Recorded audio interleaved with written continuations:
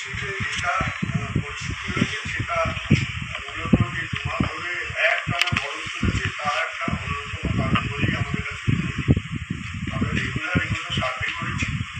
আমি যেভাবে বিগত 12 বছর ধরে আমাদের দেখিয়েছে তাতে দেখেছি মূলত এত দাম বৃদ্ধির কারণ হচ্ছে জিনিসের যোগান কমে যায়। তো আশেপাশে যেসব জেলাগুলোতে এগুলো হতো সেখানে সমস্ত নষ্ট হয়ে লাগা, যার জন্য যেটা আমাদের কাছে খারাপ লাগছে সেটা হচ্ছে আলু এবং পেঁয়াজের দাম। ওটা বোধহয় এতটা যাওয়া উচিত না, কারণ ওটা কীভাবে হবে কী করবে এখানে যারা আছেন ওরা নিশ্চয়ই এটা বলবেন। আপনি এটা দেখুন। ঠিক আছে, আপনার কাছে আমি মোটামুটি একটা শুনলাম। আমি আমার ওপিনিয়নটা, আমাদের যেটা ইনফরমেশন, এটাকে একটু সরিয়ে দাও তো এদিকে, তোমার মুখ দেখা যাচ্ছে না, এদিকটা সরিয়ে দাও। আমাদের রাজ্য মন্ত্রিসভার সহকর্মীরা সহ এখানে যেসব ডিপার্টমেন্ট এসছেন সকলকে নিয়ে ভার্চুয়াল মোডেও আমাদের ডিএমএসপিরা সকলে আছেন, তাছাড়াও লাইন ডিপার্টমেন্ট আছে, কৃষি বিপণন দপ্তরের প্রতিনিধি, কৃষি দপ্তরের প্রতিনিধি, ফুড ডিপার্টমেন্ট থেকে শুরু করে, পুলিশ থেকে শুরু করে, হর্টিকালচার থেকে শুরু করে, আরবান থেকে শুরু করে, রুরাল থেকে শুরু করে সবাই আছে। এবং বিভিন্ন বাজার কমিটির সদস্যরা, বাজার নিয়ন্ত্রণ সংক্রান্ত রাজ্য সরকারের টাস্ক ফোর্সের মেম্বাররাও আছে। দেখুন, এটা তো ফ্যাক্ট, সারা দেশ জুড়ে নিত্য প্রয়োজনীয় জিনিসের দাম নাগালের বাইরে চলে গেছে। অ্যান্ড প্রাইস রাইজটা এটা কিন্তু স্টেট সাবজেক্ট নয়, এটা সেন্ট্রাল সাবজেক্ট। কিন্তু central government has completely failed in controlling the prices of essential commodities in the country, যেটার জন্য আমরা সকলে সাফার করছি। বাট কেউ যদি একজন চোখ বন্ধ করে থাকে, তো আমরাও বা কেন আমাদের চোখটা খুলে ওদের চোখটা খোলানো শেখাবো না? লাস্ট 10 দিনে আমার মনে হচ্ছে দামটা আরো বেশি বেড়ে গেছে, নতুন গভর্নমেন্ট ক্ষমতায় আসার পর।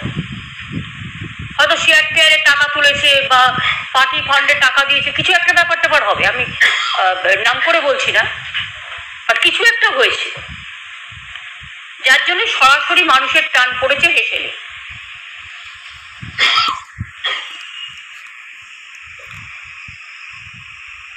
তোমরা বলছো তাপ প্রবাহের জন্য, I don't agree with this. তাপ প্রতিবারই থাকে, এখন ওয়েদার একটু ভালনারেবল আছে, একটু চেঞ্জ হচ্ছে, এখানে গরমও যেমন আছে বৃষ্টিও আছে, দুটোই আছে। আসলে 3 মাস ধরে ইলেকশন চলছে, সেই সময়টা যে যত পেরেছে কামিয়ে নিয়েছে। গভর্নমেন্টটা তো তখন ইলেকশন কমিশনের আন্ডারে চলে যায়, আর ইলেকশন কমিশনের তো এইসব দেখার দরকার নেই, শুধু অফিসার চেঞ্জ করলেই কাজ হয়ে যায়, আর রুলিং পার্টির দালালি করলেই হয়ে যায়। ফলে অফিসাররাও সব মনে করে ইলেকশন এসে গেছে, 3 মাস কাজ করতে হবে না, ঘুমিয়ে পড়ে। যে কেয়ারটা নেওয়া উচিত ছিল সেই কেয়ারটা ঠিক মতো নেওয়া হয়নি। এই 10 দিনে হঠাৎ করে সারা দেশে এত দাম বাড়লো কেন?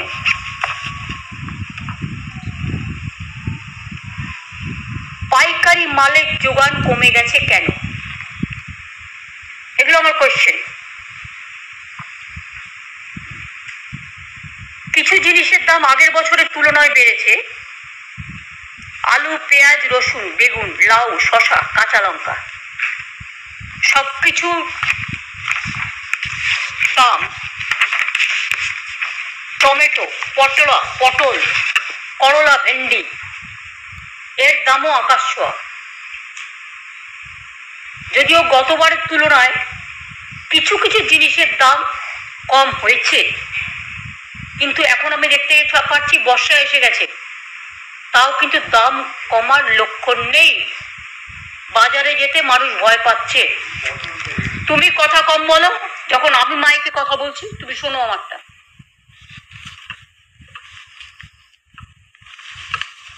আলুর দাম গত বছর এই সময় ছিল 35 টাকা, এই গত বছর এই সময় ছিল 22 টাকা, কিন্তু এবারে আছে 35 টাকা। কেন হলো কারণটা আমি পরে আসছি। পেঁয়াজ গতবারে ছিল এই সময়ে 35 টাকা। আমি এটা আমাদের স্টেটের কথা বলছি, অন্য স্টেটে এর ডাবল, 3 ডবল। পেঁয়াজ আগের বারে ছিল 35 টাকা, এবারে হয়েছে 50 টাকা। রসুন আগের বারে ছিল 200 টাকা, এবার হয়েছে 280 টাকা। বেগুন গুণ কি তার আমি জানি না, আগের বারে ছিল 120 টাকা, এবারে হয়েছে 140। লাউ আগের বারে ছিল 40, এবারে হয়েছে 50। এমনকি শশা 60 টাকা ছিল আগের বছর, এবছর হয়েছে 75 টাকা। কাঁচা লঙ্কা আগে ছিল, গতবারের দাম ছিল 60 টাকা, এবারে হয়েছে 45 টাকা, একটু কমে আছে। ঝিঙে গতবারে ছিল 60, এবারে হয়েছে 65। টমেটো গতবারে ছিল 120, দিল্লিতেও টমেটো 100 টাকা, এখানে 80 এবারে। পটল গতবারে ছিল 55, এবার হয়েছে 35।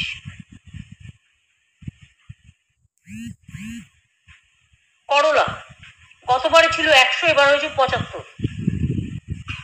ভেন্ডি গতবারে ছিল 80, এবার হয়েছে 75। অর্থাৎ দাম কমেছে গতবারের থেকে কিছু কিছু, যেটা কাঁচা লঙ্কা, ঝিঙে, তাও ঝিঙে হিসেবে দামটা খুব বড্ড বেশি। টমেটো 80 টাকা কিলো হওয়া উচিত নয়।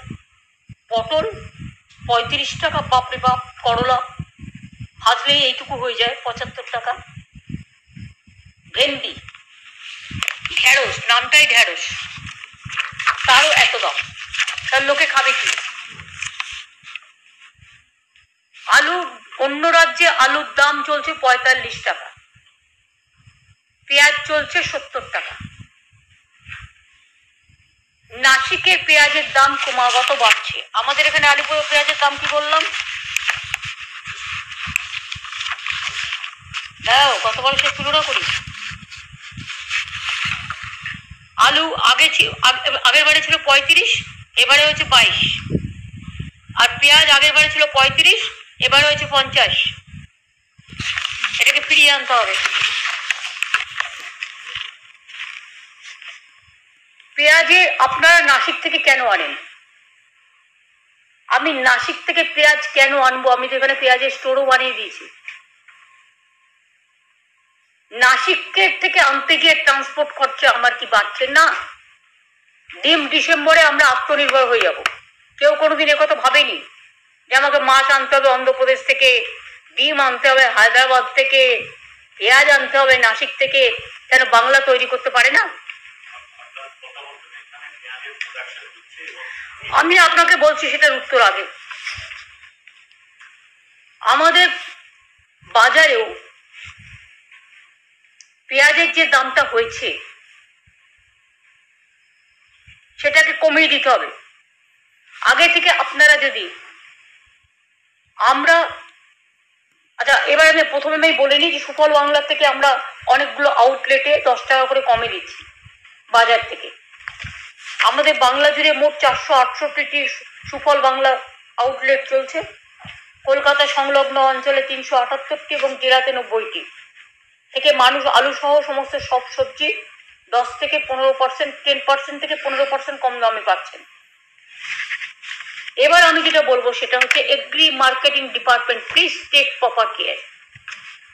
নাসিকের পেঁয়াজের ওপর ভরসা না করে আপনারা আমাদের নিজস্ব সুখসাগর ভ্যারাইটি পেঁয়াজ চাষিদের কাছ থেকে অলরেডি যেটা আপনারা কিনছেন, যেটা আমরা প্রডিউস করছি, এটা আমি আসার পরেই প্রথম আমরা চালু করি বাঁকুড়া দিয়ে। এখন এটা মুর্শিদাবাদ সহ বিভিন্ন জেলায় হয়।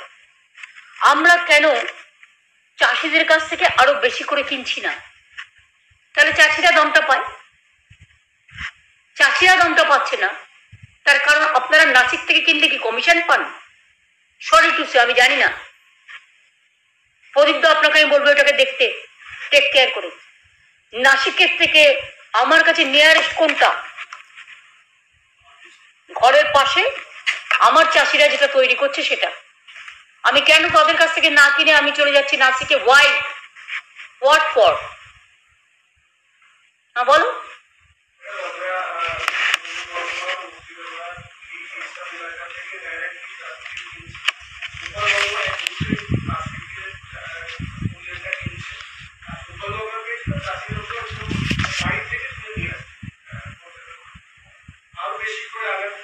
আমি তোমাদের যেটা 100% কৃষকদের থেকে কেনার জন্য বলছি, তাহলে তুমি দেখো আগামী 10 দিনে এই দামটা যেটা বেড়েছে সেই দামটা আগের বারের দামে চলে আসবে। যখন তোমার কাছে ওয়ে আছে, তুমি ওয়েটাকে ইউটিলাইজ করছো না কেন? পেঁয়াজের জন্য তো কোল্ড স্টোরেজও করে দেওয়া হয়েছে। হুগলি, বর্ধমান, নদিয়া, মুর্শিদাবাদ খুব ভালো চাষ করে, বাঁকুড়া থেকে শুরু করে।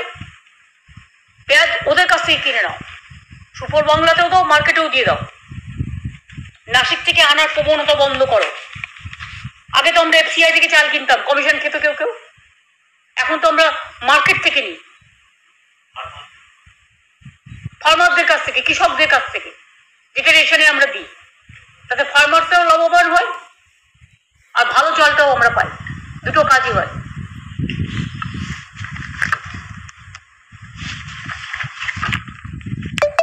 আমি অনেক স্টাডি করে এটা করেছি। সুফল বাংলায় এখন বাজার দরের থেকে কেজি প্রতি 8 টাকা কমে পেঁয়াজ বিক্রি করছেন। সুখসাগর বেশি করে বিক্রি করলে দাম হয়তো আরো কমানো যাবে। আমি যেটা বললাম, দ্যাট ইজ মাই প্রপোজাল। পেঁয়াজ স্টোর করার জন্য আমরা চাষিদের প্রায় 4000 পেঁয়াজ গোলা তৈরি করে দিয়েছি। সেখান থেকে আমরা নিচ্ছি না কেন?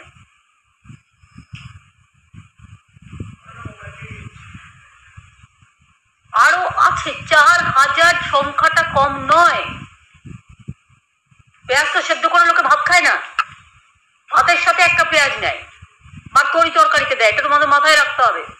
4000 পেঁয়াজের গোলা আছে, যতটুকু ওদের লোকাল প্রয়োজন রেখে বাদ বাকিটা নিয়ে নাও, কিনে নাও।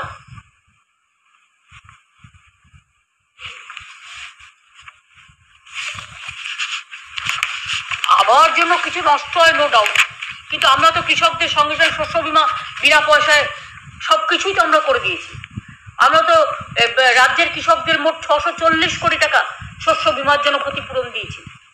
যাদের সবজি নষ্ট হয়েছে তাদের 1 পয়সা কৃষকদের দিতে হয় না। আলুকেও আমরা শস্য বীমার আওতায় নিয়ে এসেছি। আলু চাষিদের আমরা এবছরেই শুধু 322 কোটি টাকার ক্ষতিপূরণ দিয়েছি।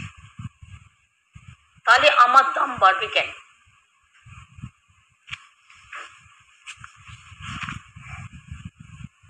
দু 2019 সালে আমরা এই শস্য বীমা টিমাগুলো চালু করেছি বিনা পয়সায় রাজ্য থেকে, সেন্ট্রাল থেকে 1 পয়সাও আমরা নিই না। এই বাংলা শস্য বীমা প্রকল্পে 1 কোটি ক্ষতিগ্রস্ত চাষিকে, যদি 11 কোটি পপুলেশন হয় বা 10 কোটি, 1 কোটি তো ক্ষতিগ্রস্ত কৃষককে আমরা সাহায্য করেছি। কত টাকা লেগেছে জানেন আমাদের গভর্নমেন্টের জন্য? স্টেট গভর্নমেন্ট থেকে 3133 কোটি টাকা। এটা আপনাদের মনে রাখতে হবে, এটা একটা বড় কাজ। কেন দিয়েছি? যে ওরা ভালো করে তৈরি করুক, বাজারে লোক যাতে সস্তায় পায়। কিন্তু ফলটা যদি উল্টো হয়, কিছু দালালের জন্য কিছু মুনাফা